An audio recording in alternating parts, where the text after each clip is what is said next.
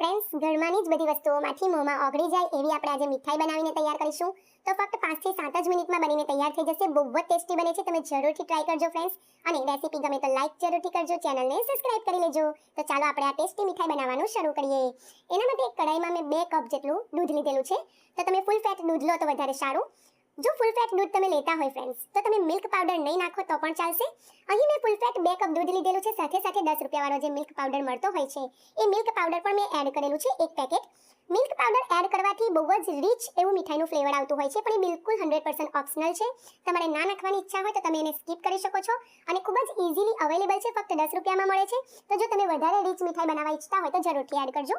સરસ રીતે મેં મિક્સ કરી દીધું ઠંડા દૂધમાં જ, અને પછી મેં કઢાઈને ગેસ પર ચડાઈ છે. અને ગેસ મેં હવે મીડિયમ ફ્લેમ પર ચાલુ કર્યો છે. તો મિલ્ક પાવડર એક વખત આપણે એડ કરી દઈએ, મિક્સ કરી દઈએ સરસ રીતે. પછી જ આપણે ગેસ ચાલુ કરવાનો છે. એટલે ઠંડા દૂધમાં જ આપણે મિલ્ક પાવડર એડ કરવાનો છે.